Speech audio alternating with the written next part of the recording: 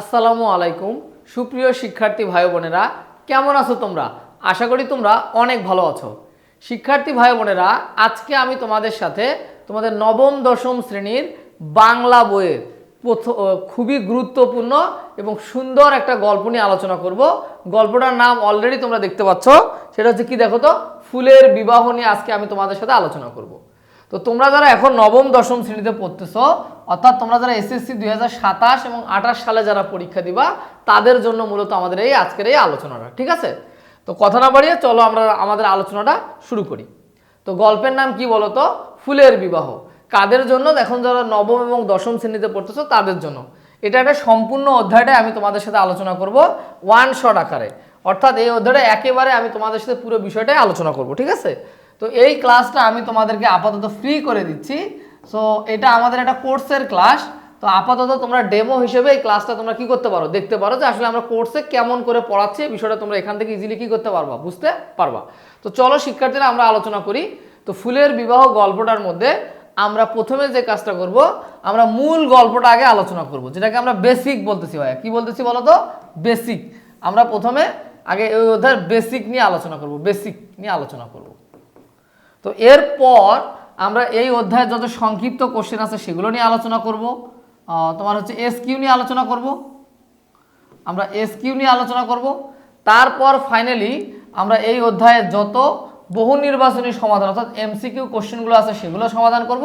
Finally আমরা তোমাদের বইয়ের যত সৃজনশীল কোশ্চেনগুলো আছে সেগুলো সুন্দর করে কি করে দেবো, সমাধান করে দেবো। অর্থাৎ এই ক্লাসটা করার মাধ্যমে তোমাদের মূল গল্প, সংক্ষিপ্ত প্রশ্ন, বহু নির্বাচনী সমাধান অর্থাৎ সৃজনশীল সমাধান, যত ধরনের এই অধ্যায়ের আলোচনা আছে সবগুলোই আমরা এই টিউটোরিয়ালের মাধ্যমে তোমাদের কভার করে দেওয়ার চেষ্টা করব। তো চলো শিক্ষার্থীরা আমরা ক্লাসটা শুরু করি। তো প্রথমেই আমরা লেখক পরিস্থিতি নিয়ে আলাপ করব। কি পরিস্থিতি বলো তো? লেখক পরিস্থিতি নিয়ে আলোচনা করব। তো এই গল্পটা কে লিখেছেন বলো তো? ফুলের বিবাহ গল্পের লিখেছেন বঙ্কিমচন্দ্র চট্টোপাধ্যায়। তোমরা তার একটা ছবি আশা করি দেখতে পাচ্ছ। বঙ্কিমচন্দ্র চট্টোপাধ্যায় তোমরা কি দেখতে পাচ্ছ? ছবি দেখতে পাচ্ছ। ইনি লিখছে ফুলের বিবাহ গল্পটা। তো ফুলের বিবাহ, বাস্তবে কি ফুলের বিবাহ সম্ভব না শিক্ষার্থীরা? উনি কল্পনাতে বিভিন্ন ফুলের মাঝখানে যে বিয়ে যদি হয়, তো সেটা তিনি কল্পনা করে করে তিনি আমাদেরকে বুঝিয়ে দিয়েছেন, যাতে বাস্তব জীবনে যে বিয়ে, বাঙালি বিয়ের মধ্যে যে ঘটনাগুলো ঘটে সেটাই তিনি ফুলের মাধ্যমে, একটা ফুলকে বর, একটা ফুলকে বউ সাজিয়ে, কিছু বরযাত্রী, কিছু কনের বাবা, এই যে ঘটনাগুলোকে উনি সুন্দর করে আমাদের সামনে উপস্থাপন করছেন, ঠিক আছে? তো মূলত ফুলের বিবাহ গল্পটা হচ্ছে আমাদের বাঙালি সমাজের মধ্যে ঘটে যাওয়া একটা বিবাহের ঘটনা, সেটাকে তিনি ফুলের মাধ্যমে আমাদের সামনে উপস্থাপন করছে, ঠিক আছে? তো লিখেছেন কে বলো তো? বঙ্কিমচন্দ্র চট্টোপাধ্যায়। তো বঙ্কিমচন্দ্র চট্টোপাধ্যায়, তার নাম, প্রকৃত নাম কি? তো কবি পরিচিতি আমরা পড়তেছি, তার নাম হচ্ছে বঙ্কিমচন্দ্র চট্টোপাধ্যায় তার নাম। তার জন্ম তারিখ কত বলো তো? 26শে জুন 1838 সালে। 26শে জুন 1800 কি সালে বলো তো? 1838 সালে। তার জন্মস্থান কোথায় বলো তো? তার জন্মস্থান কাঁঠালপাড়া, 24 পরগনা জেলা, পশ্চিমবঙ্গ, ভারত। অর্থাৎ ভারতের পশ্চিমবঙ্গের 24 পরগনা জেলার কাঁঠালপাড়া গ্রামে তার জন্ম, ঠিক আছে? আবারও বলো, ভারতের পশ্চিমবঙ্গের রাজ্যের 24 পরগনা জেলার কাঁঠালপাড়া গ্রামে তার হচ্ছে জন্ম। তো শিক্ষা জীবন কি বঙ্কিমচন্দ্র চট্টোপাধ্যায়? তিনি 1858 সালে কলকাতা বিশ্ববিদ্যালয় থেকে, কোন বিশ্ববিদ্যালয় থেকে? কলকাতা বিশ্ববিদ্যালয় থেকে বিএ পরীক্ষায় উত্তীর্ণ হন। বিএ পরীক্ষায়, কি পরীক্ষায় বলো তো? বিএ পরীক্ষায় তিনি উত্তীর্ণ হন। পেশা বা কর্মজীবন কি? তিনি 1858 সালে ডেপুটি ম্যাজিস্ট্রেট ও ডেপুটি কালেক্টর পদে নিযুক্ত হন। কত সালে বলো তো? 1858 সালে ডেপুটি ম্যাজিস্ট্রেট ও ডেপুটি কালেক্টর পদে তিনি কি হন? নিযুক্ত হন, ঠিক আছে? তো তার প্রথম প্রকাশ কি? 1865 খ্রিস্টাব্দে প্রকাশিত তার প্রথম বাংলা উপন্যাস দুর্গেশ নন্দিনী। এটা বিখ্যাত একটা উপন্যাস, নাম হচ্ছে কি বলতো? দুর্গেশ নন্দিনী। বাংলা কথা সাহিত্যের এক নবদিগন্ত উন্মোচন করেন। তার মানে তার প্রথম যে তার কবি হিসেবে বা লেখক হিসেবে তার যে প্রকাশ, সেটা কত সালে বলো তো? 1800 কত সালে বলো? 1800 হচ্ছে 1865 খ্রিস্টাব্দে। এবং তার প্রথম উপন্যাসের নাম কি? দুর্গেশ নন্দিনী। কি নন্দিনী বলো তো? দুর্গেশ নন্দিনী। তো এগুলো পরীক্ষাতে কিন্তু এমসিকিউ আকারে আমাদের পরীক্ষাতে বিভিন্ন সময় আসতে পারে, ঠিক আছে? তারপরে দেখো তার সাহিত্যকর্ম কি কি, তিনি কি কি সাহিত্যের উপরে কাজ করছে। উপন্যাস লিখছে কপাল কুণ্ডলা, মৃণালিনী, বৃষ-বৃক্ষ, ইন্দিরা, যুগলঙ্গুরীয়, রাধারানী, চন্দ্রশেখর, রজনী, কৃষ্ণকান্তের উইল, রাজসিংহ, আনন্দমঠ, দেবী চৌধুরানী ও সীতারাম। এগুলো তার হচ্ছে উপন্যাস। আর প্রবন্ধ কি বলতো? কমলাকান্তের দপ্তর, লোক রহস্য, কৃষ্ণ চরিত্র, এগুলো হচ্ছে তার বিভিন্ন প্রবন্ধ, ঠিক আছে? এগুলো তার হচ্ছে কি বিভিন্ন কি বলতো? প্রবন্ধ। তাহলে এগুলো ছিল উপন্যাস আর এগুলো ছিল তার প্রবন্ধ। তো তার মৃত্যু, তিনি কত সালে মারা যায় বলতো?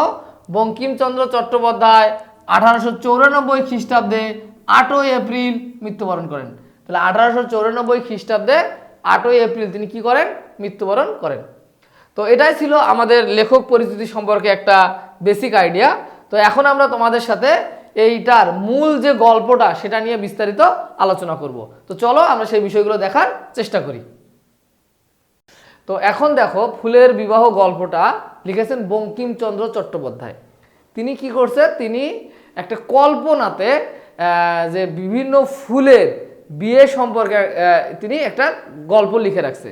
তো এই গল্পের মাধ্যমে ভবিষ্যতে যারা বিয়ে শাদী করতে চাও, তোমরা যারা ভবিষ্যতে বিয়ে শাদী করতে চাও, তো একটা বিয়ের মধ্যে কি কি হয় সেই বিষয়গুলো উনি ঘটনা আকারে ফুলের মাধ্যমে বোঝানোর চেষ্টা করছে। বিভিন্ন ফুলের মাধ্যমে এই ঘটনাগুলো বোঝার চেষ্টা করছে যে একটা বাংলা কালচারের একটা বিয়ের মধ্যে সানায় বাজে, বর আসে, তারপরে হচ্ছে কনে সাজে। তো এই যে গল্পগুলো উনি ফুলের মাধ্যমে বিষয়গুলো বোঝানোর চেষ্টা করছে। তো চলো আমরা গল্পটা পড়ি। তো গল্পটার নাম কি বলতো? ফুলের বিবাহ। তো চলো আমরা আস্তে আস্তে পড়ার চেষ্টা করি, ঠিক আছে? তো এখানে কি আছে প্রথমে দেখো, বৈশাখ মাস বিবাহের মাস। কোন মাস বিবাহের মাস? বৈশাখ মাস বিবাহের মাস। আমি পহেলা বৈশাখে কার ফুল বাগানে? নসিবাবুর ফুল বাগানে। নসিবাবুর ফুল বাগানে বসিয়া একটি বিবাহ দেখিলাম। ভবিষ্যৎ বর কন্যা দিগের শিক্ষার্থ লিখিয়া রাখিতেছি। মানে লেখক বঙ্কিমচন্দ্র চট্টোপাধ্যায় একদিন নসিবাবুর ফুল বাগানে বসে আছে। তো উনি বলতেছেন বৈশাখ মাস বিবাহের মাস। উনি পহেলা বৈশাখে অর্থাৎ বৈশাখ মাসের 1 তারিখে নসিবাবুর ফুল বাগানে বসিয়া তিনি কল্পনা একটা বিবাহ দেখিলাম, মানে উনি বিভিন্ন ফুলের বিবাহ হচ্ছে এই যে ঘটনাটা উনি কল্পনা করতেছে। তখন বললো আমি একটা বিবাহ দেখিলাম, ভবিষ্যতে বর কন্যা দিগের শিক্ষার্থী লিখিয়ে রাখতেছে। অর্থাৎ ভবিষ্যতে যারা বিয়ে শাদী করতে চায় তারা যাতে একটা বিয়ের মধ্যে কি কি ঘটে সেই বিষয়গুলো যাতে সহজে জানতে পারে, এই লক্ষ্যে উনি সুন্দর করে এগুলা লিখে রাখতেছে। এই কথা উনি বলছে, এতটুকু উনি এই কথাগুলোই বলছে এখানে, ঠিক আছে? এখন বলছে মল্লিকা ফুলের বিবাহ। কোন ফুলের বিবাহ হচ্ছে বলতো? বিবাহ হচ্ছে মল্লিকা ফুলের বিবাহ। এই কোন ফুলের বিবাহ হচ্ছে বলতো? মল্লিকা ফুলের বিবাহ। এখানে পাত্রীটাকে বা কনেটাকে বলতো মল্লিকা ফুল। তাহলে কোন ফুলের বিয়ে হচ্ছে বলতো? এগুলো কিন্তু এমসিকিউ এর মধ্যে পরীক্ষাতে আসবে ভাইয়া, যে মল্লিকা ফুলের বিবাহ। বৈকাল শৈশব অবসান প্রায়, কলিকা কন্যা বিবাহযোগ্য হইয়া আসিল। এই কথাটার মানে কি যদি একটু বুঝি আমরা। বৈকাল শৈশব অবসান প্রায় মানে হচ্ছে তাদের বৈকাল শৈশব অবসান প্রায়, মানে এটা দ্বারা বোঝাচ্ছে তাদের কেবল শৈশবটা শেষ হয়েছে, কেবলমাত্র সে কিশোর বয়সে প্রবেশ করতেছে। এই জন্য বৈকাল শৈশব অবসান প্রায়, অর্থাৎ তার শৈশবটা শেষ হয়েছে, সো কেবল সে কিশোর বয়সে প্রবেশ করতেছে। কলিকা কন্যা বিবাহযোগ্য হয়েছিল। এই যে মল্লিকা ফুলটা বিয়ের যোগ্য হয়েছে, বলছে কলিকা কন্যা বিবাহযোগ্য হইয়া আসিল। তার মানে এই যে মল্লিকা ফুল কেবলমাত্র বিবাহের উপযুক্ত হইয়াছে। কন্যার পিতা বড়লোক নহে। তাহলে কন্যার যে পিতা তিনি বড়লোক নয়, ক্ষুদ্র বৃক্ষ। তাহলে কন্যার পিতাটা কে? এটা কিন্তু এমসিকিউ আকারে আসবে। কন্যার পিতা হচ্ছে ক্ষুদ্র বৃক্ষ। হ্যাঁ, কন্যার পিতা বড়লোক নহে, ক্ষুদ্র বৃক্ষ। তাহাতে আবার অনেকগুলো কন্যা ভারগ্রস্ত। মানে বিষয়টা হচ্ছে এইরকম যে কন্যার পিতা তো বড় লোক নয়, তার উপর তার অনেকগুলো কন্যা আছে যেগুলোকে বিবাহ দিতে হবে। তো কন্যা ভারগ্রস্ত মানে বোঝায় যে তার বিবাহ উপযুক্ত অনেকগুলো মেয়ে আছে। তো কন্যার পিতা হচ্ছে একজন ক্ষুদ্র বৃক্ষ, ঠিক আছে। আবার কি হয়েছে, তাহাতে অনেকগুলো কন্যা ভারগ্রস্ত মানে তার একে তো সে গরিব, তার উপর তার অনেকগুলো বিবাহ উপযুক্ত মেয়ে আছে, এটা বোঝানো হয়েছে, ঠিক আছে। তার কন্যা ভারগ্রস্ত মানে তার বিবাহ উপযুক্ত অনেকগুলো মেয়ে তার ঘরে আছে, এটা বোঝানো হয়েছে। সম্বন্ধের কথা হইতেছে, সম্বন্ধ মানে বিয়ে সম্বন্ধে কথা হচ্ছে, মানে বিয়ের ব্যাপারে কথা হচ্ছে।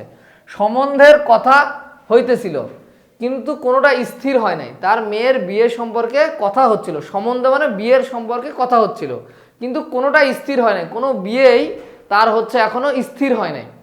উদ্যানের রাজা অর্থাৎ বাগানের রাজা, উদ্যান মানে বাগান বোঝানো হচ্ছে, উদ্যান মানে কি বোঝানো হচ্ছে, বাগান।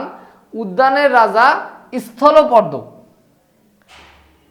উদ্যানের রাজা স্থলপদ্ম নির্দোষ পাত্র বটে, নির্দোষ পাত্র বটে। তাহলে উদ্যানের যে রাজা অর্থাৎ বাগানের যে রাজা স্থলপদ্ম নির্দোষ পাত্র বটে, অর্থাৎ খুব ভালো পাত্র, কিন্তু ঘর বড় উঁচু, স্থলপদ্ম এতদূর নামিল না। মানে বোঝানো হচ্ছে স্থলপদ্ম যে ফুলটা তার ঘর অনেক বড়, মানে সে অনেক বড় লোক, নির্দোষ পাত্র কিন্তু অনেক বড় লোক। কিন্তু যেহেতু তোমার হচ্ছে মল্লিকা ফুলের বাবা খুব গরিব, তো সেই কারণে কি হলো, স্থলপদ্ম অতদূর নামিল না, মানে বিয়ের ব্যাপারে সে গরিব ঘরে গিয়ে বিয়ে করবে না। স্থলপদ্ম বড় লোক, সেই জন্য মল্লিকা ফুলের বাবা যেহেতু গরিব, তো তার ফ্যামিলিতে সে বিয়ে করবে না, এটা বুঝাইছে যে নির্দোষ পাত্র বটে কিন্তু ঘর বড় উঁচু, স্থলপদ্ম অতদূর নামিল না। অর্থাৎ স্থলপদ্ম যে বিয়ের ক্ষেত্রে যে গরিব মানুষের ঘরে সে বিয়ে করবে না, এটাই বোঝানো হয়েছে এখানে, যে উদ্যানের রাজা স্থলপদ্ম নির্দোষ পাত্র বটে কিন্তু ঘর বড় উঁচু, সে বড় লোক কিন্তু স্থলপদ্ম এতদূর নামিল না। অর্থাৎ মল্লিকা ফুলকে বিয়ে সে করবে না, কারণ ক্ষুদ্র বৃক্ষ কিন্তু গরিব, এটাই হচ্ছে বড় কথা, ঠিক আছে।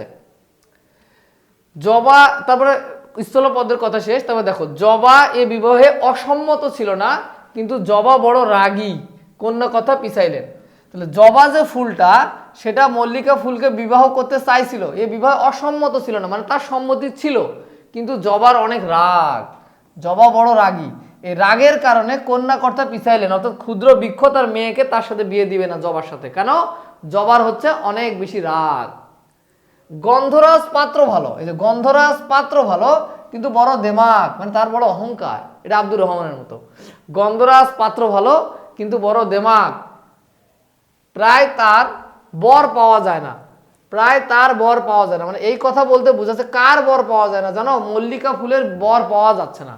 তার মানে স্থলপদ্ম যেহেতু সে বড় লোক, সে ভালো পাত্র কিন্তু বড় লোক, সে ক্ষুদ্র বৃক্ষকে বিয়ে করবে না, ক্ষুদ্র বৃক্ষের মেয়েকে বিয়ে করবে না। তারপরে জবা এই বিয়েতে তার সম্মতি ছিল কিন্তু জবার অনেক রাগ, এই জন্য কন্যার বাবাই তার সঙ্গে তাকে বিয়ে দিবে না। আর গন্ধরাজ পাত্র ভালো কিন্তু বড় দেমাগ, তার অহংকার, এই জন্য তার বিয়ে হচ্ছে না, মল্লিকা ফুলের সাথে আর বিয়ে হচ্ছে না। প্রায় তার বর পাওয়া যায় না, অর্থাৎ মল্লিকা ফুলের বর পাওয়া যাচ্ছে না। এইরূপ অব্যবস্থার সময়ে ভ্রমররাজ ঘটক হইয়া মল্লিকার বৃক্ষ সদনে উপস্থিত হইলেন। মানে এই যে তার বর পাওয়া যাচ্ছে না এমন সময় কে বলতো, ভ্রমররাজ, কে? ভ্রমররাজ ঘটক হইয়া মল্লিকা বৃক্ষ সদনে উপস্থিত হইলেন। তিনি আসিয়া বলিলেন, গুন গুন গুন মেয়ে আছে। তার মানে ব্যাপারটা এরকম দাঁড়াচ্ছে যে এই যে তার বর পাওয়া যাচ্ছে না এমন সময় ভ্রমররাজ ঘটক বেশে, ঘটক মানে কি জানো, যারা ছেলে এবং মেয়ে উভয়ের মধ্যে একটা মাধ্যম হিসেবে কাজ করে বিবাহ দেয়।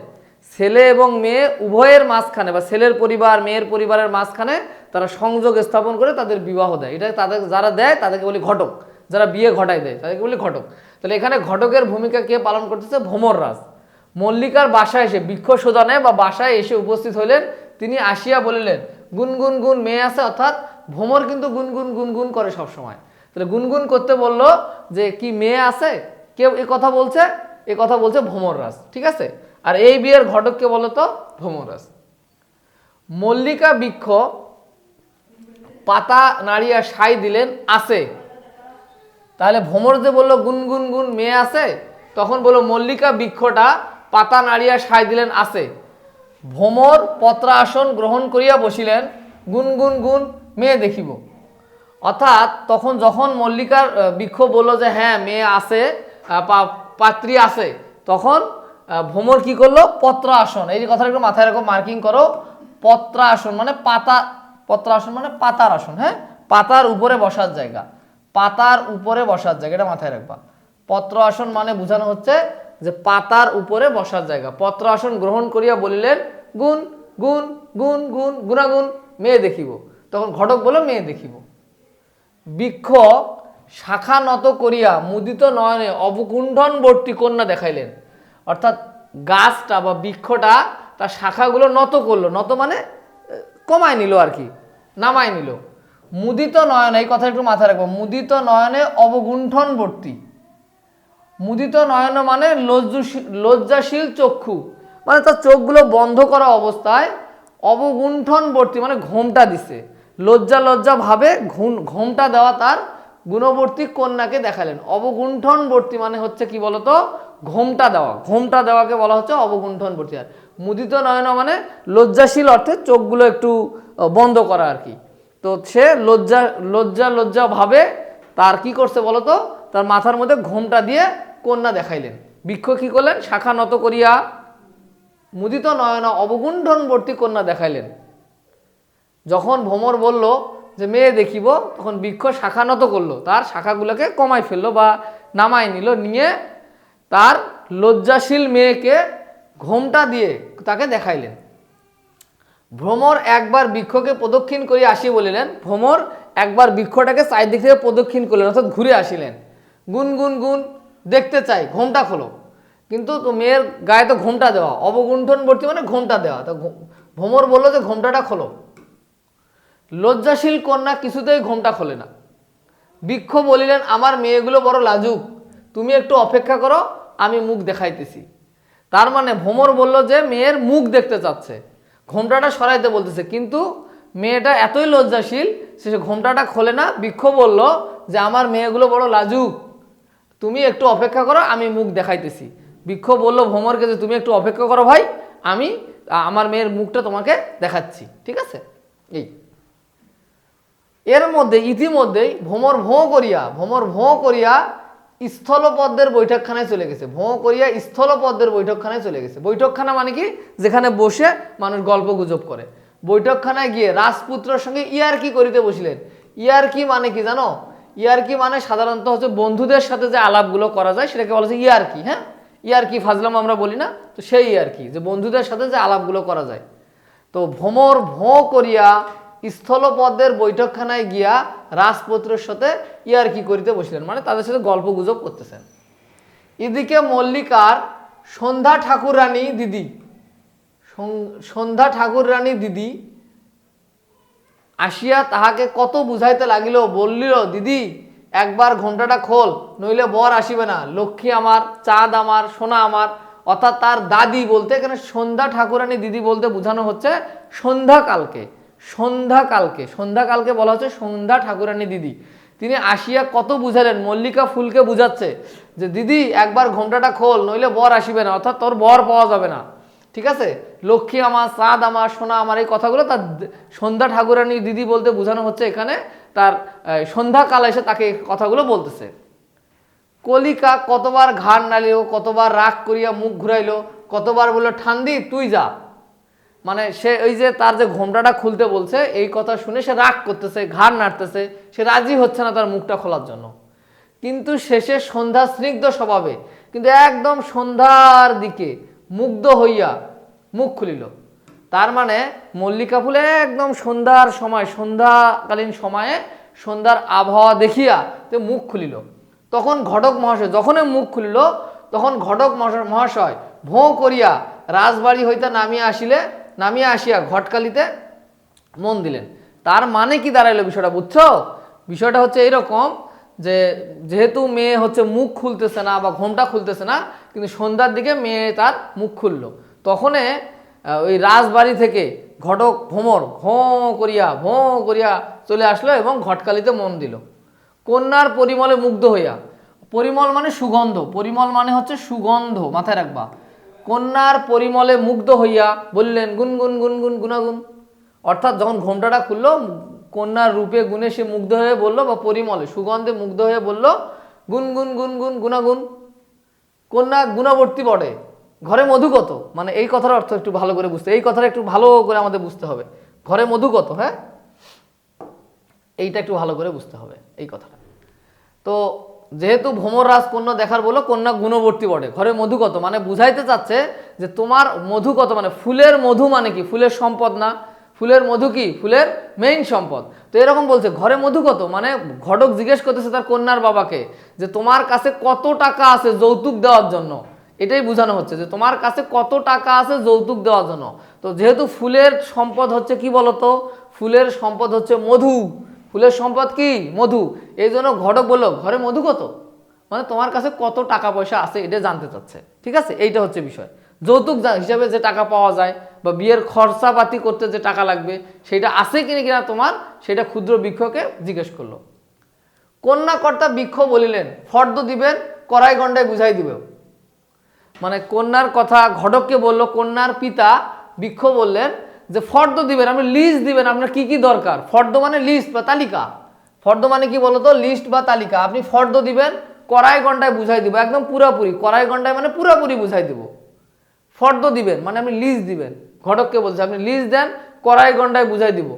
তখন ভ্রমর বলিলেন গুন গুন গুন আপনার অনেক গুণ ঘটকালিতে। হ্যাঁ, গুন গুন গুন আপনার অনেক গুণ ঘটকালিটা, মানে ভ্রমর বলতেছে যে আপনি তো কড়াই গন্ডায় বিয়ার হিসাবে বুঝাই দিবেন, কিন্তু ঘটকালির যে টাকাটা সেটা গুন গুন গুন ঘটকালিটা, মানে ঘটকালির টাকাটা দিবেন না, এই যে আমি যে বিয়েটা ঘটাচ্ছি তার টাকাটা দিবেন না, এই যে ঘটকালিটা, ব্যাপারটা হচ্ছে ঘটকালিটা, এই হচ্ছে বিষয়। ঠিক আছে, তো ঘটকালিটা কন্যাকর্তা শাখা নাড়িয়া সায় দিলেন, তাও হবে, তাও তোমাকে আমরা দিব, তোমার ঘটকালির জন্য যেটা তোমার খরচ সেটাও তুমি পাবা, নো টেনশন। আচ্ছা, ভ্রমর বলি ঘটকালিটার কিছু আগাম দিলে হয় না, মানে ওই ঘটক বাবু বলতেছে যে আমি যে ঘটকালিটা করব, বিয়েটা যে ঘটাই দিব, আমার আগাম কিছু খরচাপাতি দিলে হয় না, নগদ দান বড়, গুন গুন গুন। তো ভ্রমর বলতেছে নগদে যা পাবো এটাই লাভ, তাড়াতাড়ি দেন।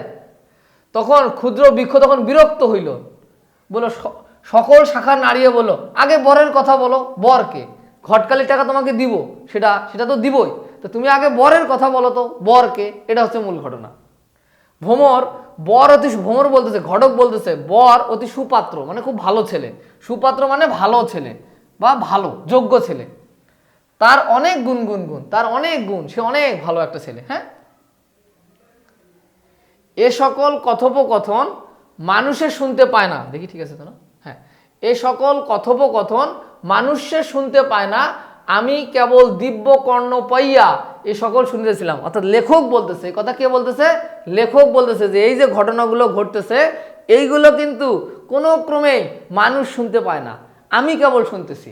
দিব্য কর্ণ পাইয়া মানে কান দিয়ে শুনতেছে উনি, দিব্য কর্ণ পাইয়া এ সকল শুনিতেছিলাম। আমি শুনিতে লাগিলাম কুলাচার্য মহাশয়, কুলাচার্য মানে বুঝতে হবে বংশের প্রধান পুরোহিত, বংশের প্রধান মানে যে পুরোহিত মানে কি, যারা পূজা অর্চনা করে তাদেরকে বলা হয় পুরোহিত। তো বংশের প্রধান যে পুরোহিত তাকে বলা হচ্ছে যে আমি শুনিতে লাগলাম কুলাচার্য মহাশয় পাখা ঝাড়িয়া ছয় পা ছাড়াইয়া গোলাপের মহিমা কীর্তন করিতেছিলেন। অর্থাৎ কুলাচার্য মহাশয় পাখা ঝাড়িয়া ছয় পা ছাড়াইয়া গোলাপের মহিমা কীর্তন করতে, মানে গোলাপ ফুল, মূলত গোলাপ বলতে গোলাপ ফুলের কথা বলা হচ্ছে, যে মহিমা কীর্তন করেছে গোলাপ ফুলের, তার হচ্ছে বর্ণনা দিচ্ছিলেন যে গোলাপ ফুলের এই ভালো এই ভালো এই ভালো এই ভালো, অনেক ভালো গুণাগুণ তার সময় প্রশংসা করতেছিলেন, মহিমা কীর্তন করতেছিলেন মানে প্রশংসা করতেছিলেন। ঠিক আছে, বলিতেছিলেন যে গোলাপের বংশ বড় কুলীন, কেননা ইহারা ফুলের মেলো, যদি বলো সকল ফুলেই ফুলে তথাপি গোলাপের গৌরব অধিক, কেননা ইহারা সাক্ষাৎ বাঞ্চামালির সন্তান। এই কথাটা একটু মাথায় রাখবা, গোলাপ সম্পর্কে অনেক প্রশংসা করা হচ্ছে, তো বলতেছে যে এরা হচ্ছে সাক্ষাৎ বাঞ্চামালির সন্তান। বাঞ্চামালি মানে জানো, বাঞ্চামালি মানে যে ফুল ইচ্ছা মতো কি করাতে পারে, ফুল ঘটাতে পারে, ইচ্ছা মতো ফুলের সংখ্যা বাড়াতে পারে। এই দেখো আমরা শব্দ অর্থগুলো যদি একটু দেখি তাহলে এখান থেকে বুঝতে পারবো। দেখো চলো দেখি আমরা, হ্যাঁ, এই যে বাঞ্চা মালিনী, এই যে কুলার্চ মহার্চার পাইছিলাম না, যে কুলের প্রধান বংশের প্রধান পুরোহিত বলা হচ্ছে। আর বাঞ্চা মালি কি বলতো, যে মালি বা যে ফুল ইচ্ছা মতো ফুল ফুটাইতে পারে, যে মালি ইচ্ছা মতো ফুল ফুটাইতে পারে তার নাম বাঞ্চা মালিনী। তার মানে এই গুণাবলী যার আছে সে অনেক উঁচু বংশ ধরা হয়। কি বংশ ধরা হয়? উঁচু বংশ। সে ইচ্ছা মতো ফুল ফুটাইতে পারে। তো এইটা গোলাপের মধ্যে বা গোলাপ বংশ এই বংশের আর কি, সেটা এখানে বলা হচ্ছে যে গোলাপ হচ্ছে এই বংশের লোকজন। ঠিক আছে, এই যে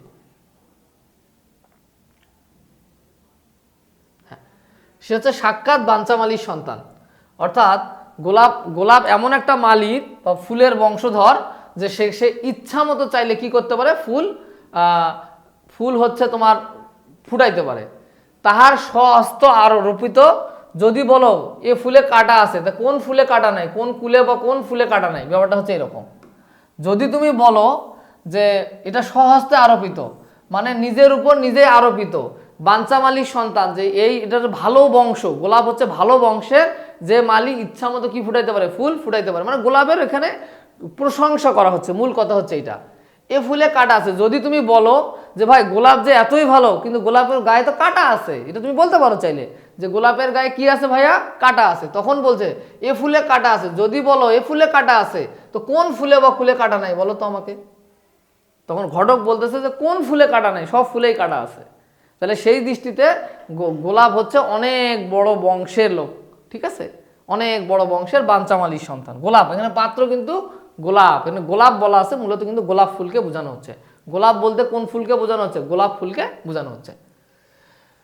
যাহা হোক, ঘটকরাজ কোন রূপে সম্বন্ধ স্থির করিয়া, ঘটকরাজ মানে ভ্রমর, এই সম্বন্ধ মানে বিয়েটা স্থির করতে পারছে, যে মল্লিকা ফুলের সাথে গোলাপের বিয়ে, এটা স্থির করতে পারছে।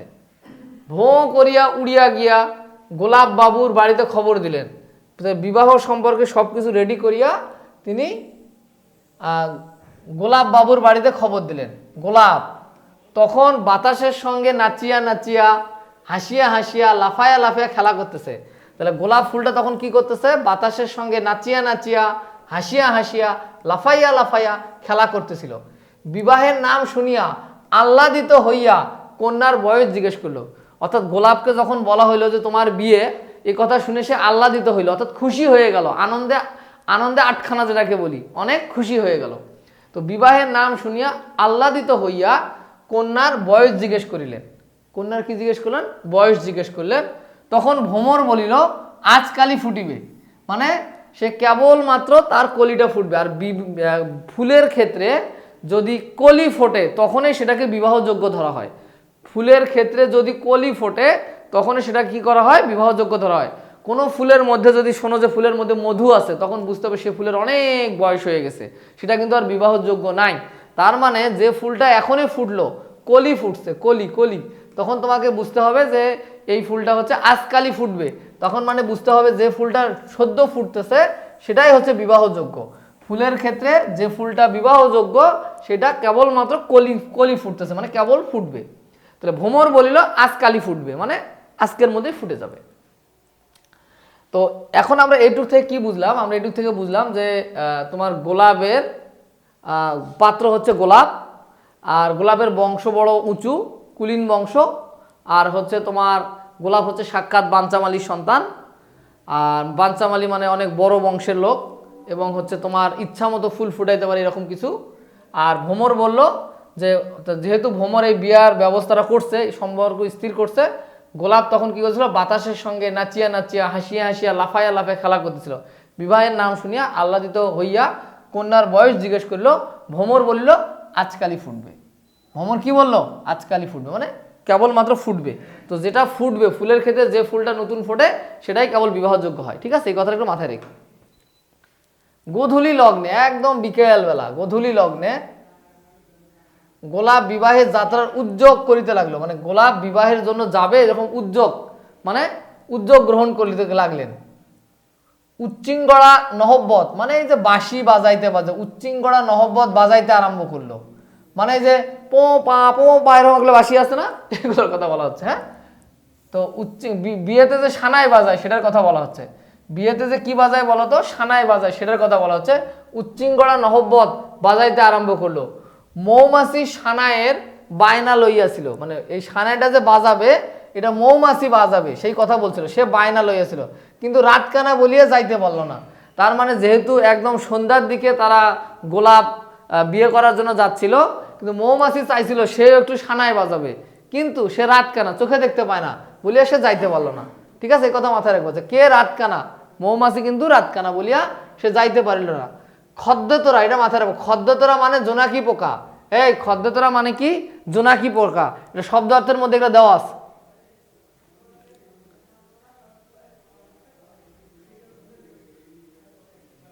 এই যে এখানে দেখো খদ্দেতরা মানে হচ্ছে, এই যে দেখো কই নাই, এই যে খদ্দত মানে জোনাকি পোকা। হ্যাঁ, জোনাকি পোকার কথা বলা হয়েছে। খদ্দত মানে কি পোকা? জোনাকি পোকা। হ্যাঁ, আচ্ছা, খদ্দতরা ঝাড় ধরিল, আকাশের তারকাবাজি হইতে লাগলো, কুকিল আগে আগে ফুকরাইতে ফুকরাইতে লাগিল, আগে আগে ফুকরাইতে লাগিল। সানাইয়ের কথা বলা হচ্ছে। অনেক বরযাত্রী চলিল, স্বয়ং রাজকুমার স্থলপদ্ম দিবাসনে অসুস্থকর বলিয়া যাইতে পারিল না বা আসিতে পারিল না। মানে স্থলপদ্ম হচ্ছে ব্যাপারটা হচ্ছে সে অসুস্থ বলে সে যাইতে পারলো না। জবার গোষ্ঠী, পুরা জবার যত বংশের আছে সবাই চলে আসছে। শ্বেত রবা, রক্ত জবা, জরদ দবা ইত্যাদি সব অংশে আসিয়াছিল। তাহলে জবার ফুল বংশই চলে আসছে বিয়েতে।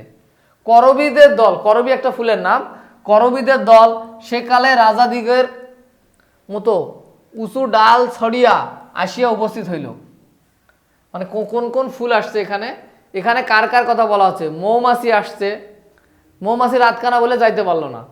আর জোনাকি পোকা আসছে, তারা আকাশের মধ্যে তারাবাজি করতে লাগলো। কুকিল গেছে, তারপরে স্থলপদ্ম যাইতে পারলো না সে অসুস্থ বলে, কিন্তু জবার 14 গোষ্ঠী চলে গেছে, ফুল গোষ্ঠী। শ্বেত জবা, রক্ত জবা, জরদ জবা সব অংশে আসছিল, ফুল বংশে আসছিল। করবী নামে একটা ফুল সেটাও আসছিল। তো তারা কি করছে? উঁচু বড় বড় ডালপালার মধ্যে আসিয়া উপস্থিত হয়েছিল। ঠিক আছে, তো দেখো সেউতি নিদবর হবে হইবে। সেউতি, সেউতি একটা ফুল, সে নিদবর হইবে বলিয়া আসিয়া দুলিতে লাগিল। নিদবর মানে কি জানো? নিদবর হচ্ছে হিন্দু ধর্মে বিয়ের ক্ষেত্রে বরের সাথে আরো একজন ছোট মানুষ বা যে কেউ, সেও বরের মতো করে সেজে যায়, তো যাকে বলা হচ্ছে নিদবর। ঠিক আছে, তো সেউতি ফুলটা নিদবর হবে, অর্থাৎ বরের সঙ্গী হিসেবে যাবে, কিন্তু সে নিজেও কি সাজবে? বর সাজবে। তো এই জন্য সেউতি নিদবর হবে বলিয়া আসিয়া দুলিতে লাগিল, যে আমিও যাব, আমিও যাব, নিদবর হব। গরদে জোর পড়িয়া চাপা আসিয়া দাঁড়াইল, চাপা ফুলও চলে আসলো। উগ্র গন্ধ ছুটিতে লাগলো, চাপা ফুলের কারণে উগ্র গন্ধ ছুটিতে লাগিল। গন্ধরাজেরা বড় বাহার দিয়া দলে দলে আসিয়া গন্ধ বিলাইয়া দেশ মাতাইতে লাগলো। তার মানে গন্ধরাজ ফুল দলে দলে যোগদান করিয়া তারা গন্ধে একদম সুগন্ধে ভরপুর করে দিল, দেশ পুরা মনে করো স্থানটায় মাতায় দিল। এখানে দেশ মাতাইতে লাগিল মানে বোঝানো হচ্ছে বিয়ের স্থানটাকে মাতাইয়া দিল। অশোক নেশায় লাল হইয়া আসিয়া উপস্থিত, অশোক ফুল নেশায় কি হয়ে এসছে? লাল হইয়া আসিয়া উপস্থিত। সঙ্গে এক পাল পিঁপড়া মোসায়েব, সঙ্গে এক পাল পিঁপড়া মোসায়েব আসিয়া হইয়া আসিয়াছে। তাহাদের গুণের সঙ্গে সম্বন্ধ নাই, কিন্তু দাঁতের জ্বালা বড়। কোনো বিবাহে না এরূপ বরযাত্রী জোটে, আর কোনো বিবাহে না তাহার হুল ফুটাইয়া বিবাদ বাধায়। তারপরে কুরুবক, কুরুবক কুডুস প্রভৃতি আরো অনেক বরযাত্রী আসিয়াছিল।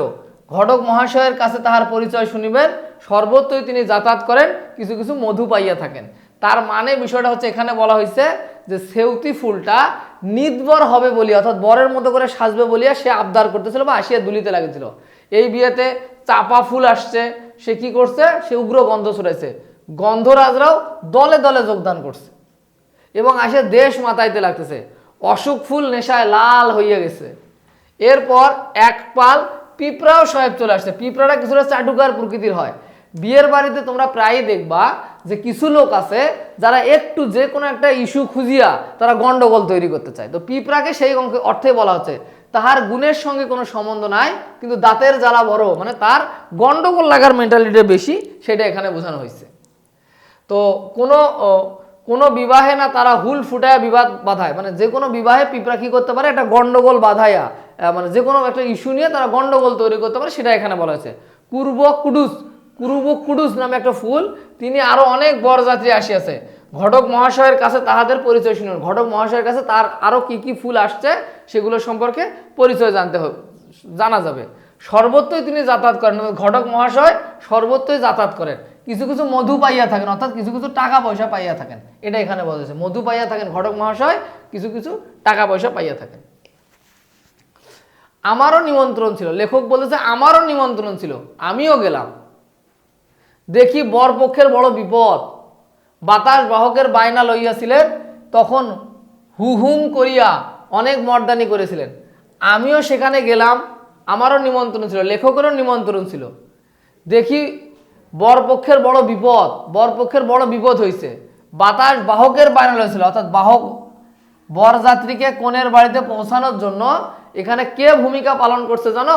এখানে ভূমিকা পালন করছে বাতাস বাহকের ভূমিকা লইয়াছিল। তখন হুম করিয়া অনেক মর্দানি করিয়াছে, মানে তখন অনেক বলছে যে আমি আছি, নো টেনশন। মর্দানি বলতে অনেক বেশি ক্ষমতা দেখাচ্ছে, যে আমি আছি, নো টেনশন, যেটাকে বাংলা ভাষায় বলে ফাপড়। কি বলে? ফাপড় নিয়েছে, যে আমি আছি, কোনো টেনশন নাই, আমি একাই দেখে দিব, সবাইকে বরযাত্রীকে নিয়ে যাব। তো বাতাস বাহকের বায়না লয়েছিল যে আমি নিয়ে যাব সবাইকে, বরযাত্রীদেরকে একদম কনের বাড়িতে পৌঁছাই দিব। তো এখন কিন্তু কাজের সময় কোথায় লুকাইলেন কেউ খুঁজিয়া পায় না, কিন্তু যখন দরকার তখন তাকে আর খুঁজিয়া পাওয়া যাচ্ছে না। দেখিলাম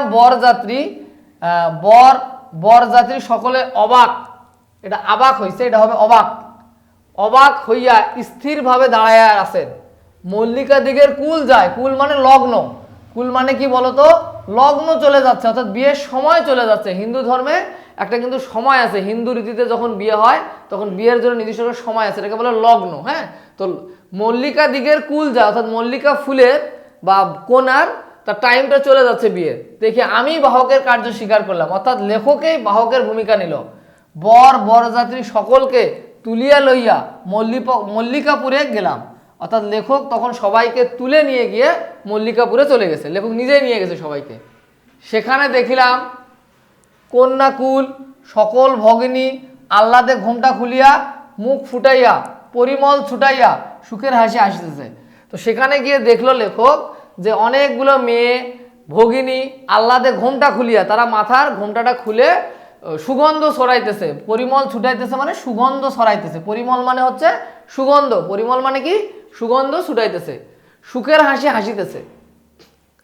দেখিলাম পাতায় পাতায় জরাজরি, গন্ধের ভাণ্ডারে সরাসরি পড়িয়া গিয়াছে, রূপের ভারে সকলে ভাঙিয়া পড়িতেছে। জুথি, মালতী, বকুল, রজনীগন্ধা প্রভৃতির এওগণ স্ত্রী, এওগণ মানে সধবা স্ত্রী বলা হচ্ছে, আচার করিয়া বরণ করিল। দেখিলাম পুরোহিত উপস্থিত, নসিবাবুর নবমবর্ষী কন্যা জীবন্ত কুসুমরূপিণী কুসুমলতা সুস লইয়া দাঁড়াইয়াস। সেখানে লিখলাম যে নসিবাবুর নবম বর্ষা মেয়ে, সে কি নাম কি বলতো? জীবন্ত কুসুমরূপিণী, আর তার নাম হচ্ছে কুসুমলতা, সে সুস নিয়ে দাঁড়াই আছে। কন্যা সম্প্রসারণ করিলেন, পুরোহিত মশাই দুইজনকে এক সুতায় গাঁট ছাড়া বাঁধিয়ে দিলেন। মানে এখানে বিয়ের সময় যে ঘটনাটা সেটা বলা হচ্ছে, যে এখানে যখন লেখক বরযাত্রী গেল সেখানে দেখলেন যে সকল কন্যাকুল সকল ভগিনী আহ্লাদে ঘোমটা খুলিয়া পরিমল ছুটাইতেছে। দেখলাম পাতায় পাতায় জরাজরি, গন্ধে ভাঙার সরাসরি পড়িয়া রূপের বারে ভাঙিয়া পড়ছে, মানে অনেক বিয়ের বাড়িতে যে ঘটনাগুলো ঘটে সেগুলোই বলছে। জুথি, মালতী, বকুল, রজনীগন্ধার তারা তাদের স্ত্রীগণের সহিত চলে আসছে এবং তাদের স্ত্রীগণ বরযাত্রীকে বরণ করলো, তাদের সধবা স্ত্রীরা বরযাত্রীকে কি করলো? বরণ করলো। দেখিলাম পুরোহিত উপস্থিত, পুরোহিত মানে যে বিয়ে পড়ায়, হিন্দু ধর্মে যে বিয়ে পড়ায়, মুসলমান ধর্মে যাদেরকে বলে কাজী, বিয়ের কাজী, আর হিন্দু ধর্মে তাদেরকে বলা হয় পুরোহিত। কি বলা হচ্ছে বলো তো? পুরোহিত। তাহলে পুরোহিত মশাই উপস্থিত, যে বিয়ে পড়াবে তিনিও এখানে উপস্থিত, তিনিও এখানে কি বলতো?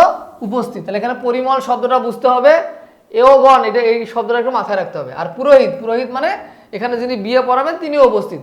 নসিবাবুর নবম বর্ষী কন্যা, নসিবাবুর যার ফুল বাগানে বিয়েটা হচ্ছে তার নবম বর্ষী, তার মেয়ের বয়স কয় বছর? 9 বছর। নবম বর্ষী কন্যা জীবন্ত কুসুমরূপিণী, তার নাম হচ্ছে জীবন্ত কুসুমরূপিণী, নাম হচ্ছে কুসুমলতা। সে সুস নিয়ে দাঁড়ায় আছে। কেন সুস নিয়ে দাঁড়ায় আছে বলতো? হিন্দু ধর্মে যখন বিয়ে হয় তখন কি হয়? কন্যার পিতা যখন কন্যাকে বরের কাছে সম্প্রদান করে তখন সুই সুতা দিয়ে পুরোহিত মশাই কি করে ছেলে এবং মেয়ের কাপড়ে হচ্ছে কি করে দেয়, সেলাই করে দেয় বা গাঁট বাঁধিয়ে দেয়, যাতে আগুনের পায়ে যে তারা কি করতে পারে, হাঁটতে পারে। তো এইটাই কাজটা কে করছে এখানে বলো তো, পুরোহিত মশাই। আর সুই সুতা নিয়ে দাঁড়ায় আছে কে, সুই সুতা নিয়ে দাঁড়ায় আছে নসিবাবুর নবম বর্ষী মেয়ে কুসুমলতা, ঠিক আছে।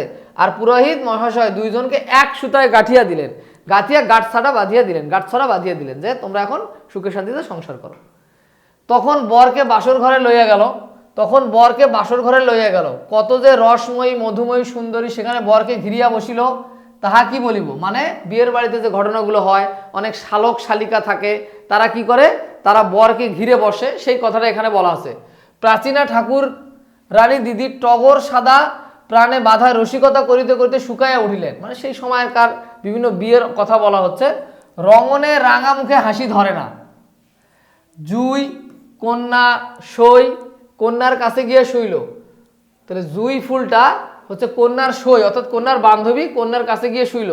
রজনীগন্ধাকে বর তারকা রাক্ষসী বলিয়া কত তামাশা করিল। তা রজনীগন্ধা ফুলকে বর তারকা রাক্ষসী বলছে, এটা কিন্তু এমসিকিউ এর জন্য খুবই ইম্পর্টেন্ট। রজনীগন্ধাকে বর তারকা রাক্ষসী বলিয়া কত, তারকা রাক্ষসী বলিয়া কত তামাশা করিল। বকুল একে বালিকা তাতে যাতে যত গুণ তত রূপ নহে, অর্থাৎ বকুল ফুল একজন বালিকা, তার মধ্যে যত গুণ তত রূপ নয়। এক কণিকা চুপ করিয়া বসে রইল, আর ঝুমকা ফুল বড় মানুষের গৃহিণীর মতো মোটা নীল শাড়ি ছড়াইয়া জমকাইয়া বসিল। মানে বিয়ের বাড়িতে বিভিন্ন ফুল, বিভিন্ন হাস্যরসত্মক কথাবার্তা, ইয়ারকি ফাজলামো করার ব্যাপারগুলো শালক শালিকাদের মাধ্যমে সেগুলো এখানে বলা হয়েছে। এবং এখানে বলা হয়েছে যে আর ঝুমকা ফুল বড় মানুষের গৃহিণীর মতো মোটা নীল শাড়ি ছড়াইয়া জমকাইয়া বসিল। তো কোন ফুল, ঝুমকা ফুলের কথা বলা হচ্ছে, ঝুমকা ফুল, ঝুমকা ফুল। হ্যাঁ, নীল শাড়ি পরিয়া, মোটা নীল শাড়ি পরিয়া কি করলো, ছড়াইয়া জমকাইয়া বসিল। এই কথাগুলো এখানে বিয়ের বাড়িতে বিভিন্ন যে ঘটনা সেগুলো বলা হচ্ছে। কমল কাকা তখন, কমল কাকা ওঠো বাড়ি যাই, রাত হয়েছে, ও কি ঢলে পড়লে যে, কুসুমলতা এই কথা বলি আমার গা ঠেলিতেছে। মানে কমল কাকা ওঠো বাড়ি যায়, মানে নসিবাবুর নবম বর্ষী মেয়ে কুসুমলতা লেখককে, এই ঘটনাটা কিন্তু বাস্তবে ঘটতেছে। এতক্ষণ আমরা যে ঘটনার কথা বললাম সেগুলো কিন্তু লেখকের কল্পনায় ফুলের বিয়ে হচ্ছিল, লেখকের কল্পনায় ফুলের বিয়ে হচ্ছিল। আর এখন লেখক যে কল্পনা করতেছে, এমন সময় নসিবাবুর নবম বর্ষী মেয়ে কুসুমলতা এসে লেখককে বলতেছে যে কমল কাকা ওঠো বাড়ি যাই, রাত হয়েছে, ওকে ঢলে পড়বে যে, মানে লেখক তো একটা চিন্তার মধ্যে আছে। এমন সময় কুসুমলতা এসে তাকে ডাক দিল, তার বলিয়া আমার গা ঠেলতেছিল, চমক হইল, লেখক চমকিয়া উঠিল, দেখিলাম কিচ্ছু নাই, সেই যে পুষ্পবাসর কোথায় মিশিল, মনে করিলাম সংসার অনিত্যই বটে, এই আছে এই নাই। অর্থাৎ লেখকের যখন তার চিন্তা ভাবনা হঠাৎ করে তখন চিন্তা ভেঙে গেল, তখন বলল যে সংসার অনিত্যই বটে, সংসার এইরকমই, এই আছে এই নাই। সেই যে রম্য বাসর কোথায় গেল, সেই হাস্যমুখী শুভ্র স্নিগ্ধ সুধাময়ী পুষ্প সুন্দরী সকলে কোথায় গেল, অর্থাৎ সেই সুন্দরী সুন্দরী মেয়েদের কথা এখানে বলা হচ্ছে। তারা যে কোথায় গেল, সেখানে সব যাইবে, সেইখানে স্মৃতি দর্পণ তলে ভূত সাগর গর্ভে, যেখানে রাজা প্রজা পর্বত সমুদ্র গ্রহ নক্ষত্রাদি গিয়েছে বা যাইবে, সেইখানে ধ্বংসপুরে এই বিবাহের ন্যায় সব শূন্যে মিশাইবে, সব বাতাসে গলিয়ে যাবে। অর্থাৎ লেখক বলতেছে যে হঠাৎ করে যেমন লেখকের ঘুম ভাঙার পর লেখক দেখলো কিছুই নাই, তো সেটাই উনি বলছে যে সংসারের ক্ষেত্রে এরকম ঘটে যে এই আসি এই নাই। তো রাজা প্রজা পর্বত সমুদ্র গ্রহ নক্ষত্র গিয়াছে যা যাইবে, সেইখানে ধ্বংসপুরে, মানে এগুলো এই আছে এই নাই, লেখকের চিন্তার মতোই বলছে। এই বিবাহের ন্যায় সব শূন্যে মিশে যাইবে। লেখক বুঝাইতে যাচ্ছে যে আমি যে কল্পনাতে বিয়ে দিলাম, এটা হঠাৎ করে যেমন শূন্যে মিশাই গেল, তো বাস্তব জীবনেও এরকম অনেক কিছু ঘটে যেগুলো শূন্যে মিশে যাইবে, সব বাতাসে গলিয়া যাইবে, সব কিছুই বাতাসে কি হয়ে যাবে, বাতাসের সাথে মিশে যাবে।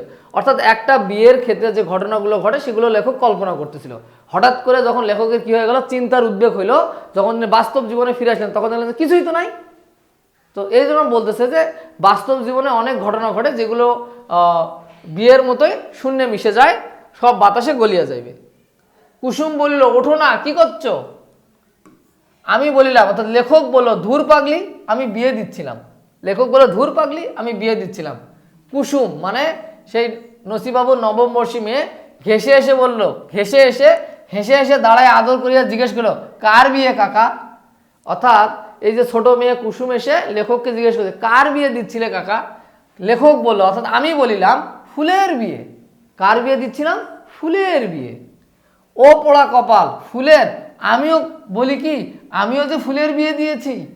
অর্থাৎ কুসুমও বলতেছে যে আমিও তো ফুলের বিয়ে দিয়েছি। কই? লেখক বলল, কই?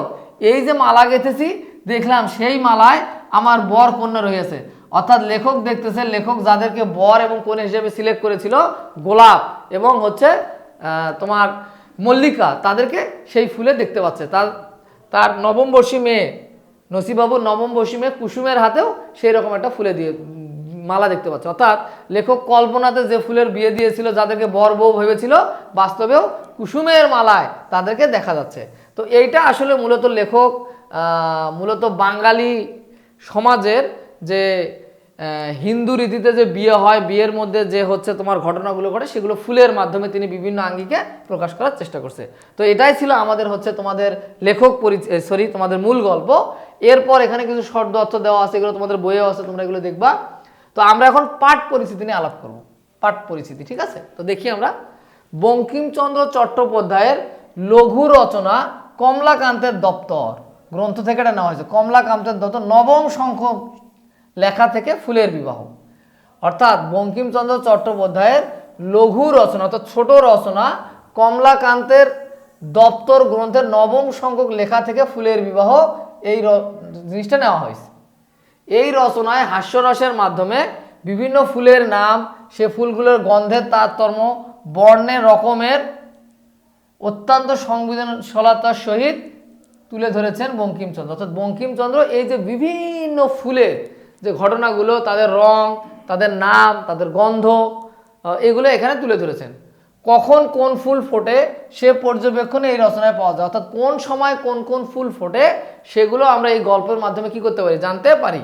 বিয়ের অনুষ্ঠান বাড়ির শিশু কিশোর প্রতিবেশীদের মধ্যে অতীব আনন্দ নিয়ে আসে, ঠিক আছে? তো বিয়ের অনুষ্ঠান একটা বাড়ির মধ্যে বিভিন্ন শিশু কিশোর অথবা পাড়া প্রতিবেশী সবার মাঝে যে আনন্দ বয়ে নিয়ে আসে, সেটা এই গল্পে বলা হয়েছে। এই অনুষ্ঠানে বর কনের কেন্দ্রে থাকলেও বর কনের পিতামাতা, কন্যের পড়শি নারীরাও নানাভাবে সম্পৃক্ত থাকেন।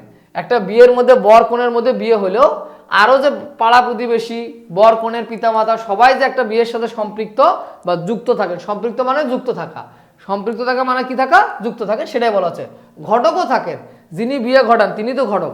ঘটক বিশেষভাবে যুক্ত, ঘটক ছাড়া বিয়েই হবে না।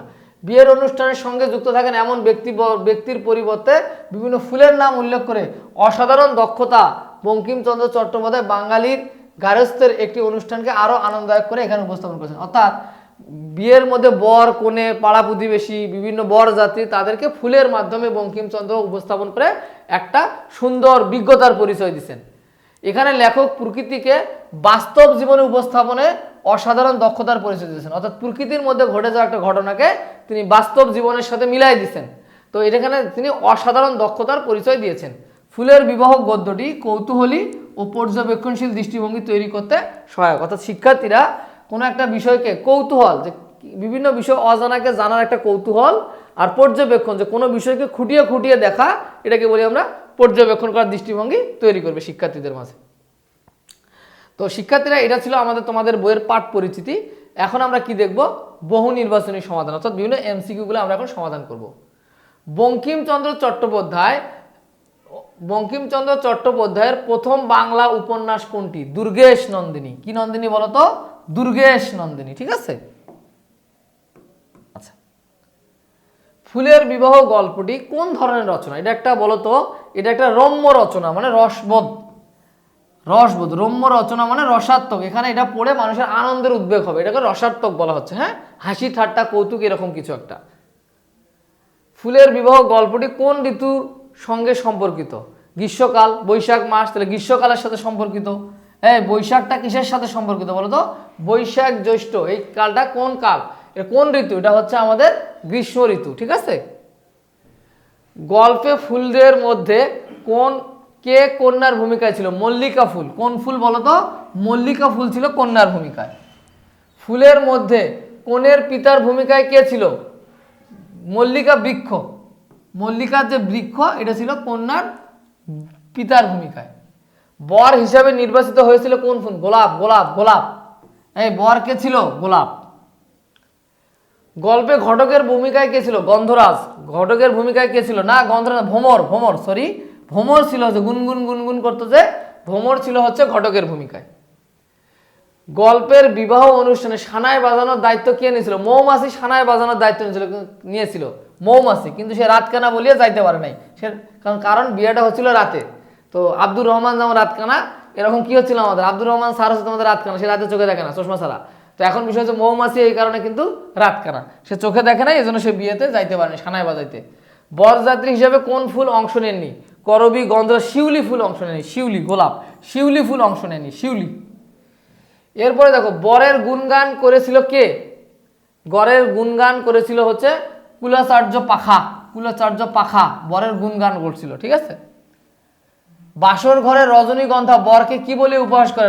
বাসর ঘরে রজনীগন্ধাকে বর তারকা রাক্ষসী বলে, তারকা রাক্ষসী বলে উপহাস করে, তাই না? বরযাত্রায় কারা আগে ভাগে উপস্থিত হয়েছিল?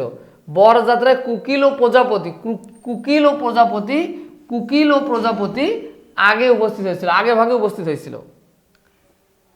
ওকে, তো এখন আমরা এই অধ্যায়ের কিছু সংক্ষিপ্ত কোশ্চেন সমাধান করব। সংক্ষিপ্ত প্রশ্ন আমরা এখন সমাধান করব। তো প্রথম প্রশ্নটা কি বলো তো? কলিকা কন্যাকে বিবাহযোগ্য বলার কারণ কি ব্যাখ্যা করো? কলিকা কন্যাকে বিবাহযোগ্য বলার কারণ কি ব্যাখ্যা করো? কলিকা কন্যা মানে কি? যে ফুল এখনো ফুটলো তাকে বিবাহযোগ্য বলার কারণ কি ব্যাখ্যা করো? এটার কারণটা আমরা একটু দেখি। কলিকা কন্যাকে বিবাহযোগ্য বলার কারণ হলো কলি ফোটার সময় ফুলের বিয়ে হওয়ার আদর্শ সময়, অর্থাৎ ফুল যখন ফোটে তখনই বিয়ে হওয়ার আদর্শ সময়।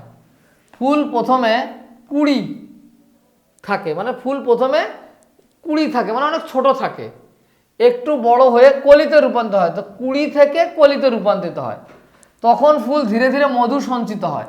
আর ফুল যখন সম্পূর্ণ বিকশিত হয়, নিজেকে সম্পূর্ণ বিকশিত করে, তখন জীবনের অর্ধেক সময় অতিবাহিত হয়। ফুল তখন মধুতে পরিপূর্ণ থাকে। ফুল ফোটার সময় হলো বিয়ের আদর্শ সময়। এই কারণে কলিকা কন্যা বিয়ের যোগ্য বলা হয়েছে। অর্থাৎ একটা ফুল যখন ফোটে কুড়ি থেকে যখন একটু বড় হয় তখনই বিবাহযোগ্য।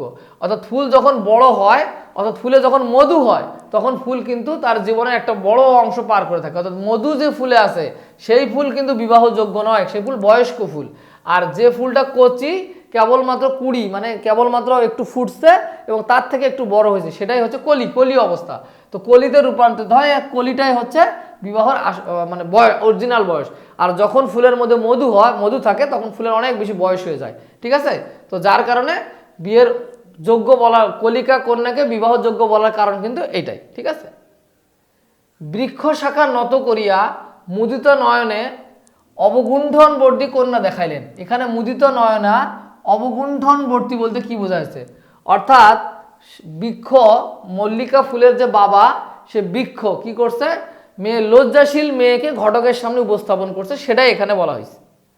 এখানে মুদিত নয়না অবগুণ্ঠনবর্তী বলতে, এটা অবগুণ্ঠনবর্তী, অবগুণ্ঠনবর্তী বলতে লজ্জাশীলা চক্ষু বোঝা কুমারী কলিকা কন্যাকে বোঝানো হয়েছে।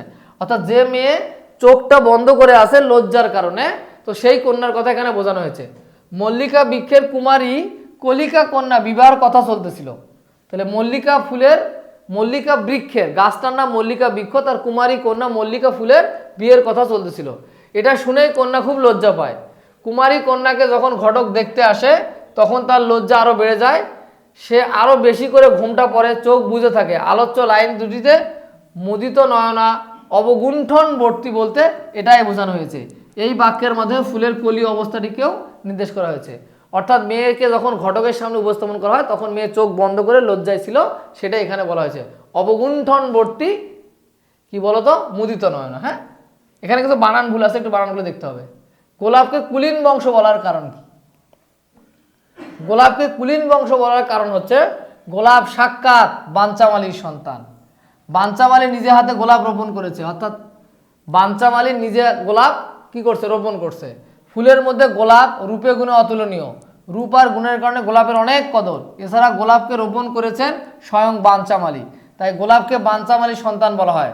কোন ফুলের রূপ ও গুণে এতটা উন্নত নয়, এই কারণেই গোলাপের বংশকে কুলীন বংশ অর্থাৎ উচ্চ বংশ বলা হয়। কুলীন বংশ মানে উঁচু বংশ। বাঞ্চামালী কি মানে জানো? যে মালি ইচ্ছা মতো কি করতে পারে, ফুল ফোটাতে পারে। তো গোলাপ একটা সম্ভ্রান্ত বংশ, এটা বোঝানো হচ্ছে। কুলীন বংশ অর্থাৎ দামি বংশ, কারণ ওটা বাঞ্চামালী নামে তিনি হচ্ছে নিজের হাতে ফুলটা রোপণ করছে। আর বাঞ্চামালী মানে কি, যে ফুলের মধ্যে কি আছে বলতো, যে ফুল ইচ্ছা মতো কি ফোটাতে পারে, ফুল ফুটাতে পারে। আরও চাইলেও অনেক ফুল কি করতে পারে, ফুটাইতে পারে। যে মালি ইচ্ছা মতো ফুল ফুটাইতে পারে। তো গোলাপের বংশকে অনেক উঁচু বংশ বলা হচ্ছে, যে তাকে স্বয়ং বাঞ্চামালী কি করছে, রোপণ করছে। এটা হচ্ছে কথা। ফুলের বিয়েতে মৌমাছি কেন যেতে পারেনি? ফুলের বিয়েতে মৌমাছি যেতে পারেনি, মৌমাছি রাতকানা, এই জন্য যাইতে পারেনি। ফুলের বিয়েতে মৌমাছি না যেতে পারার কারণ হলো মৌমাছি রাতকানা, রাতে চোখে দেখে না। তারা রাতে চোখে দেখে না। ফুলের বিয়েতে বরযাত্রী হিসেবে অনেকে নিমন্ত্রণ পেয়েছিল, তাদের অনেকে কাজ পেয়েছিল, সানাই বাদকের কাজ পেয়েছিল মৌমাছি, কারণ সে অনেক ভালো সানাই বাজাইতে পারে। ফুলের বিয়ে হয়েছিল রাতে, কিন্তু রাতে মৌমাছি চোখে দেখে না, চোখে না দেখলে মৌমাছির পক্ষে সানাই বাজানো সম্ভব নয়। তাই এখানে মানে বিষয়টা হচ্ছে এটা, যে যদি তোমার রিডিং করো তাহলে বুঝতে পারবা যে মৌমাছি হচ্ছে রাতকানা, সে ভালো সানাই বাজাতে পারে। কিন্তু বিয়েটা যেহেতু রাতে হচ্ছিল, সেহেতু মৌমাছি আর সেখানে যাইতে পারে। রাতকানা, রাতে দেখবে না তো সানাই কীভাবে বাজাবে, এই জন্য মৌমাছি রাতকানা বলিয়ে সে যেতে পারলো না। এটাই এখানে মূল কথা আর কি। হ্যাঁ, এরপরে কি আমরা যদি দেখি, এখন আমরা সৃজনশীল সমাধান করব। ঠিক আছে, চলো সৃজনশীল কি বলা আছে। মৌরি একদিন বাবার কাছে বায়না ধরে বোটানিক্যাল গার্ডেনে বেড়াতে যাবে। মৌরি নামে একটা মেয়ে, সে বাবার কাছে একদিন বায়না ধরে যে বোটানিক্যাল গার্ডেন, ঢাকার মিরপুরে যে বোটানিক্যাল গার্ডেন আছে সেখানে বেড়াতে যাবে। একদিন এখানে বিভিন্ন গাছ আছে, বোটানিক্যাল গার্ডেনে কি আছে, বিভিন্ন ধরনের গাছপালা আছে। হ্যাঁ, তো ঢাকারটা হচ্ছে মিরপুরে, বাংলাদেশ বিভিন্ন জায়গায় থাকতে পারে, মানে যেখানে গাছপালা থাকে সেটাকে বলা হচ্ছে বোটানিক্যাল গার্ডেন। হ্যাঁ, বোটানিক্যাল গার্ডেন। বাবা একদিন ওকে নিয়ে বেড়াতে গেলে সে ভীষণ খুশি হয়, অর্থাৎ বাবা মৌরিকে নিয়ে যখন একদিন বেড়াতে যায় তখন মৌরি ভীষণ খুশি হয়। নানা জাতের ফুল ও ফলের গাছের সমারোহ দেখে, নানা জাতের ফুল ও ফল গাছের সমারোহ দেখে সে অভিভূত হয়ে যায়, অর্থাৎ সে অনেক বেশি খুশি হয়ে যায়, আশ্চর্য হয়ে যায়। অনেক বেশি ফুল গাছ একখানে দেখে, ফুল ফলের গাছ দেখে সে অভিভূত হয়ে যায়। দীর্ঘদিন সে যেসব ফুল ফলের নাম শুনেছে সেগুলো সে আজ নিজ চোখে দেখে খুব আনন্দিত হয়। অর্থাৎ বোটানিক্যাল গার্ডেনে বিভিন্ন ধরনের গাছ থাকে, তো মৌরি এতদিন যেগুলো ফুল ফলের নাম শুনেছে সেগুলো সে আজকে চোখে দেখতে পেয়ে সে খুবই আনন্দিত। অবশেষে সিদ্ধান্ত নেয় বাড়ির আঙ্গিনায় ছোট্ট একটা বাগান করবে। অর্থাৎ তোমার হচ্ছে মৌরি অবশেষে সিদ্ধান্ত নেয় যে বাড়ির বাগান আঙ্গিনায় সে একটা সুন্দর বাগান করবে। তো এই যে এখানে আমাদের বিভিন্ন প্রশ্ন আছে। ফুলের বিবাহ গল্পে ঘটকের দায়িত্ব কে পালন করে? ফুলের বিবাহ গল্পে ঘটকের দায়িত্ব ভ্রমর। এই কে ঘটকের ভূমিকা পালন করে? ভ্রমর ঘটকের ভূমিকা পালন করে। খ নম্বরটা কি বলা হচ্ছে, ক্ষুদ্র বৃক্ষটি কেন বিরক্ত হয়েছিল? ক্ষুদ্র বৃক্ষটি বিরক্ত হয়েছিল এই জন্য ঘটক তখন যখন বর সম্পর্কে কিছু না বলিয়া ঘটকালির খরচাপাতি চাচ্ছিল, এটা শুনেই মূলত বৃক্ষটি বিরক্ত হয়েছিল। ক্ষুদ্র বৃক্ষটি ভ্রমর বা ঘটকের কথা শুনে বিরক্ত হয়েছিল। মল্লিকা ফুলের বিয়ে দেওয়ার জন্য কন্যাকর্তা বৃক্ষকে উপযুক্ত পাত্রের সন্ধান করেছিল তখন ঘটকের আগমন ঘটে। ঘটক কন্যাকে দেখে পছন্দ করে, জিজ্ঞেস করলে মধুর কথা, অর্থাৎ টাকার কথা। মধুর কথা মানে টাকার কথা। ক্ষুদ্র বৃক্ষ বলে ফর্দ দিবেন সব বুঝিয়ে দেবো, অর্থাৎ তালিকা দিবেন সব বুঝাই দিব। সে ঘটকালির খরচও দিতে রাজি হলো, কিন্তু বরের কোনো খোঁজ খবর না দিয়ে ঘটকালির খরচ যখন আগাম দিতে চাইলো তখন ক্ষুদ্র বৃক্ষটি বিরক্ত হলো। অর্থাৎ মূল কথা, পাত্রের কথা না বলেই ঘটকালির খরচ আগাম চায়, ক্ষুদ্র বৃক্ষটি বিরক্ত ছিল। যে কথাটা বললাম যে তোমার হচ্ছে কি হয়েছে এখানে হচ্ছে বৃক্ষ বিরক্ত হওয়ার কারণ হচ্ছে বৃক্ষ বর সম্পর্কে কোনো কিছু, ঘটক বর সম্পর্কে কোনো কিছু না বলেই তার ঘটকালির যে টাকাটা সেটা আগে চাচ্ছিল, যার কারণে বৃক্ষ কিন্তু বিরক্ত হয়েছিল। ঠিক আছে, এরপরে কি, উদ্দীপকের মৌরির ভালো লাগার বিষয়টির সঙ্গে ফুলের বিবাহ গল্পের সাদৃশ্যপূর্ণ দিকটি তুলে ধরো। অর্থাৎ ফুলের বিবাহতে যে বিভিন্ন ফুলের কথা বলা হয়েছে, মৌরিরও যখন সে বিভিন্ন ফুল সম্পর্কে বোটানিক্যাল গার্ডেনে গেল, সেখানে বিভিন্ন ফুল দেখলো, সেগুলো দেখে তারও ভালো লাগলো। তো এটা হচ্ছে তোমাদের গ নং কোশ্চেনের উত্তর। তোমরা এটা একটু সুন্দর করে স্ক্রিনশট দিয়ে রাখো, এইটা একটা স্ক্রিনশট দিবা আর এইটা একটা স্ক্রিনশট দিয়ে রাখবা, এটা এখানে বলা হয়েছে। তো ফুলের বিবাহ গল্পে যেমন বিভিন্ন ধরনের ফুলের কথা বলা হয়েছে, তেমন তোমার হচ্ছে কি বলো তো, তেমন হচ্ছে তোমার বোটানিক্যাল গার্ডেনে গিয়েও তোমার হচ্ছে মৌরি অনেক ফুল দেখে তারও ভালো লাগছে। তো এই উত্তরগুলো এখানে সাজায় গোছায় লেখা আছে। এরপর ঘ নম্বর কোশ্চেনটা কি বলছে, মৌরির মাঝে সৃষ্ট প্রতিক্রিয়ায় যেন ফুলের বিবাহ গল্পের মূল চেতনা। অর্থাৎ একটা ফুলের সম্পর্কে জেনে তো তার মৌরির মাঝে সৃষ্ট প্রতিক্রিয়ায় যেন ফুলের বিবাহ গল্পের চেতনা, যুক্তিসঙ্গতভাবে বুঝিয়ে লিখো। মানে ব্যাপারটা হচ্ছে, কোথায় এটা অ্যান্সার, ব্যাপারটা হচ্ছে এরকম যে ফুলের বিবাহ গল্পটা পড়ে একজন লোক যে নতুন করে ফুলের বাগান করতে চায়, নতুন নতুন ফুল সম্পর্কে জানতে পারার পর সেই ফুলগুলো তার আঙ্গিনায় বাগান করতে চায়, তো তার মনের মধ্যে বিভিন্ন ফুল সম্পর্কে যে ভালোবাসা, বিভিন্ন ফুল সম্পর্কে বিভিন্ন তথ্য, যেমন তার রং কি, তার কি কি বৈশিষ্ট্য, কখন ফোটে, এই যে বৈশিষ্ট্য ফুল সম্পর্কে যে ধারণাগুলো একজন শিশুর পক্ষে বা একজন মানুষের পক্ষে তৈরি করাই মূলত এই গল্পের হচ্ছে মূল কথা, ফুলের বিবাহ গল্পের মূল কথা, সেটাই বলা হচ্ছে। মৌরির মাঝে সৃষ্ট প্রতিক্রিয়া যেন ফুলের বিবাহ গল্পের মূল চেতনা। মন্তব্যটি যুক্তিযুক্ত। প্রকৃতির উপাদান বৃক্ষলতার অকৃত্রিম দান ফুল। তাহলে যে কোনো বৃক্ষের অকৃত্রিম দান হচ্ছে ফুল। ফুল তার বিচিত্র বর্ণ গন্ধের সমারোহে সবাইকে মুগ্ধ করে। ফুল তার গন্ধ এবং বর্ণ দিয়ে সবাইকে কি করে, মুগ্ধ করে। মানুষ ফুলকে খুব পছন্দ করে। প্রকৃতির বর্ণ বৈচিত্র্য সেজে ওঠে।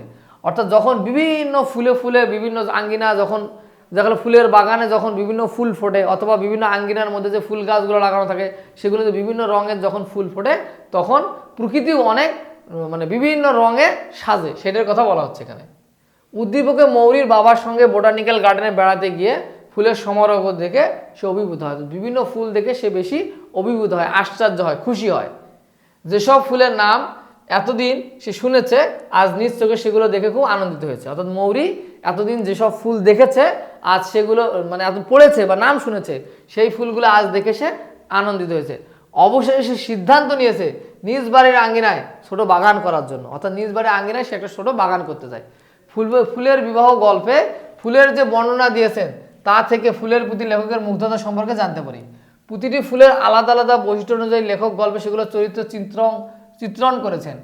ফুল যে শুধু ঘর সাজানো বা ব্যবহারের জন্য নয়, বরং তার প্রধান বৈশিষ্ট্য হলো মুগ্ধতা, লেখক তাই প্রকাশ করেছেন। অর্থাৎ ফুল যে একটা বস্তু যেটা দিয়ে আমরা ঘর সাজাইতে পারি ব্যাপারটা তা না, ফুলের মাধ্যমে আমাদের মুগ্ধতা, মানুষকে মুগ্ধ করা, আকর্ষণ করার যে ক্ষমতা, সেটা এখানে করা হয়েছে। উদ্দীপকে মৌরি ফুল দেখে মুগ্ধ হয়েছেন এবং ফুলের প্রতি তার ভালোবাসা জন্মেছে। লেখক ফুলের বিবাহ গল্পে ফুলের মুগ্ধতার বিষয়টি প্রতি আলোকপাত করেছেন। তাই বলা যায় মৌরির মাঝে সৃষ্ট প্রতিক্রিয়া ফুলের বিবাহ গল্পের মূল চেতনা। অর্থাৎ লেখকের গল্প পড়ে মৌরি বিভিন্ন ফুল সম্পর্কে জানতে পারবে এবং সে নিজ বাড়ির আঙ্গিনায় এরকম বিভিন্ন রঙের ফুলের বাগান করতে চাবে। এই প্রতিক্রিয়া সৃষ্টি করাই মূলত আমাদের মূল উদ্দেশ্য। তো এগুলো তোমরা আশা করি পড়তে পারবা।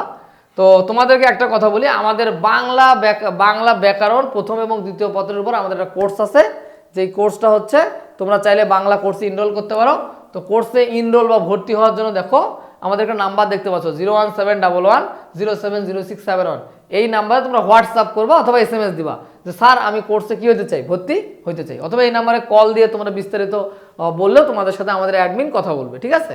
তো তোমরা যারা বাংলা কোর্সে ভর্তি হতে চাও, বাংলা প্রথম এবং দ্বিতীয় পত্রে একসঙ্গে কোর্সটা করতে পারবা। তো আশা করি তোমাদের যদি কোনো কোশ্চেন থাকে সেটা অবশ্যই তোমরা কল করে অথবা SMS এর মাধ্যমে কোর্স সম্পর্কে জানবা। আর আশা করি তোমাদের ক্লাসটি অনেক ভালো লেগেছে শিক্ষার্থীরা।